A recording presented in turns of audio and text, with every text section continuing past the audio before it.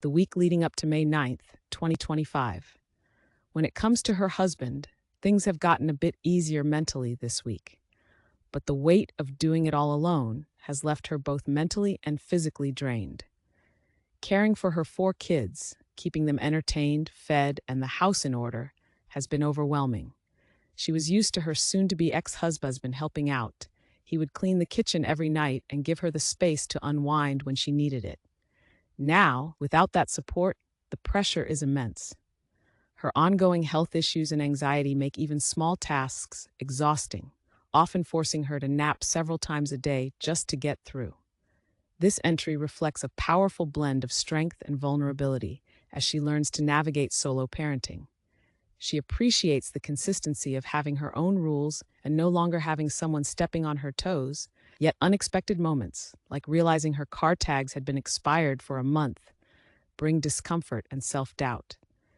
It reminds her that there are still things she might overlook, and the thought of needing him, even briefly, stings. Still, there's solace in seeing her children adapt and thrive.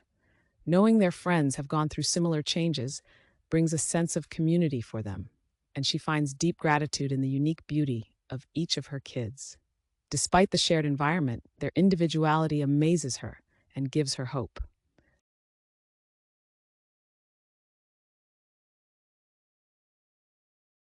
It's a little stressful without his help, but I like it.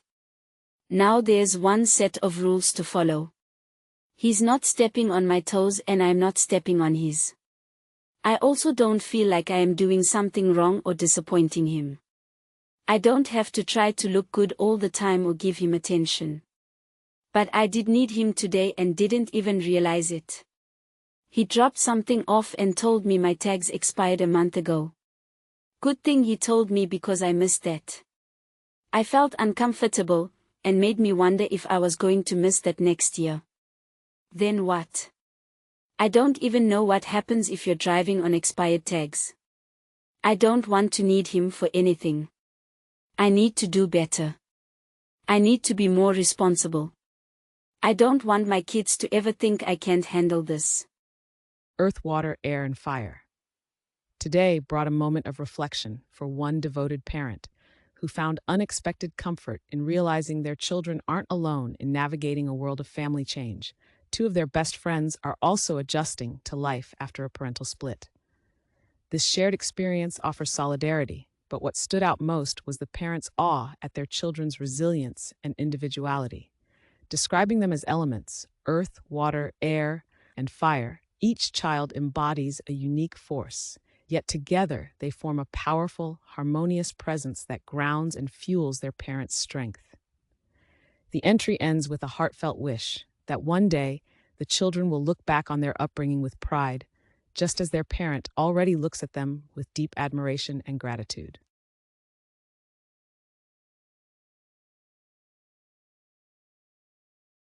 Earlier I realized 2 of my kids' best friends' parents split up.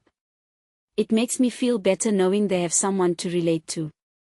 I'm really impressed with how well they are doing. I'm so thankful for all them. All of their personalities are so distinct, it's beautiful. It amazes me because they were all brought up the same but are completely different, like earth, water, air, and fire. They have so many different qualities, but together they help create this beautiful world we live in. My kids are that for me. They help me be and stay strong, they give me the drive to get through this. I hope looking back at their childhood they are nothing but impressed with me as I am of them. They are truly a blessing. This next entry is a diary entry from May 5th, 2025.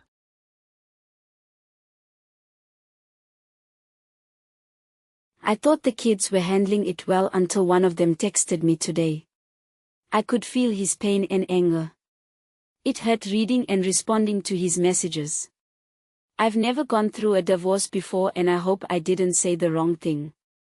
I'm scared because sometimes I don't think before I respond and come off harsh and brutal. So every text I send back I read and reread, making sure I was being sensitive. I don't know what to do.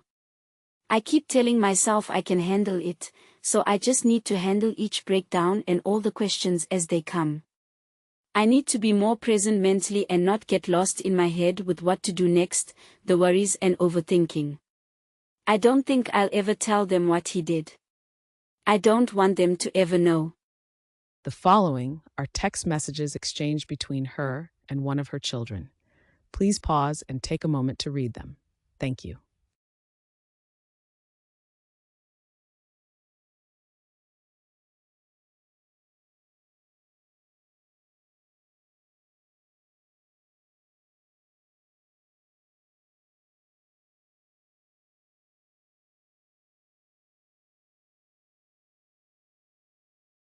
Overwhelmed to uplifted.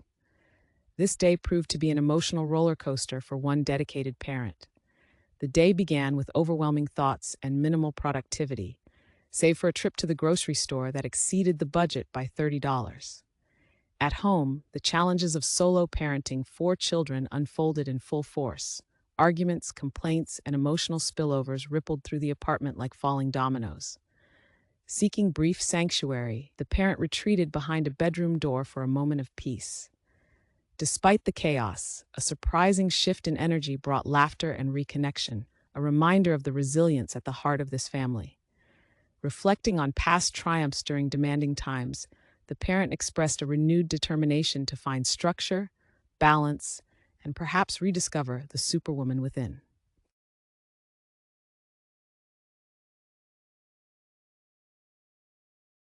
Today was hard for me. I overthought everything and wasn't able to get anything done. I did manage to go to the grocery store and it up going $30 over budget. I need to learn to be able to handle one kid after the other coming to me with problems or complaining about someone. It's a lot for one parent. I ended up in the bedroom with my door shut for a little bit of peace. I love them, but it's like a domino effect. One of them has a problem, takes it out on the other, and it continues ending with me. Sometimes even starting with me. The whole apartment turns stressful. Kids crying, doors slamming, me getting overwhelmed and shutting down. It's overstimulating sometimes. Then, like a button was pressed, something happens and we are all laughing at it. The energy completely changes and everything is okay. We are back to ourselves. It's intense but refreshing and gives me hope that I will get the hang of this. I did it before in the past with 3 kids. He used to be gone from 5:45 a.m. to 8 p.m. for work. I had to drive 30 minutes each way to drop my oldest off at school and to pick him up. But still managed to keep the apartment spotless, homemade dinners cooked, kids were happy and in bed sleeping by the time he came home. I was a superwoman then. It was so easy. It should be easier now that they are older, even though I have 4 now. I need to figure out a system and stick to it. The following are text messages exchanged with her soon-to-be ex-husband this week.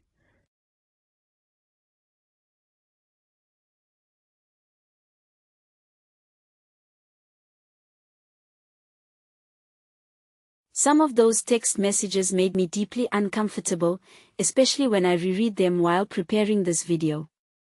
I am going to reach out to his father and stepmother because the situation reminded me too much of how my own father passed. He committed suicide before my mother and him finalized the divorce. There are too many similarities. I'm not sure if this is manipulation or a genuine cry for help. He hasn't verbalized that intent. But what I do know is that I want him to feel supported and to understand that he's not alone. I don't want my kids to go through what I did. Every life matters, no matter what hardships that life put you through. This entry reflects a powerful transformation in how she views single parenthood. Once something she sympathized with but never imagined for herself, now a role she's embracing with growing gratitude. She acknowledges the emotional and physical challenges she once observed from the outside and now lives firsthand. But there's also strength in her voice as she claims her independence. No longer seeing singleness as something to avoid, she begins to see it as a path to peace, freedom, and self-discovery. With dreams of one day moving to an island with her children, she paints a vision of a life led entirely on her own terms, grounded, hopeful, and quietly bold. I never looked down on single moms or dads, in fact, I admired them. But I was always grateful I wasn't in their shoes. It seemed so hard, so exhausting, doing it all alone. Their strength impressed me, but I was certain I never wanted that life for myself. Most people don't plan to become single parents, and I was no different. Yet here I am now, a single mom, and to my surprise, I'm beginning to feel grateful for it. I used to wonder why anyone would choose to stay single. Now, I understand. That's exactly what I want, my own space, my own peace, with my kids, of course, but full control over my life and my choices. I've always called myself an island girl, and maybe that dream can become real one day. Once we're on our feet, I just might move us to a beautiful island. It sounds peaceful. It sounds free. For the first time in a long time, it feels like a real possibility, something I can actually make happen. There's no one standing in my way anymore. I am apologizing in advance. I will not be reading any of the comments because of how personal I am being right now. Although it's anonymous, I'm still opening up and am being very vulnerable. I hope my story empowers everyone to recognize the many forms of abuse and understand the deep, lasting impact it can have. As I reflect on my life, I'm beginning to see the full extent of what I've endured starting at a young age, but I refuse to let it define or limit me. Instead, I'm choosing to rise. I'm investing my savings and pouring my heart into a lifelong dream, becoming an artist and designer. This is my calling, and I'm diving in with everything I have to bring it to life. I kindly ask you to check out my page for more entries leading up to this one. Please follow me, as I'm far from finished sharing my story and will have updates to come. Please engage with this post by commenting, liking, and sharing it. Thank you for your support. I genuinely believe we will overcome this, and I trust that God and His angels are guiding us and helping me heal. Sending you all my love, and thank you once again. Truly. I generally post on the YouTube platform first at my story 3236 where you can find complete entries. You can also find me on Flip at my story 3236 and TikTok at my story 3236.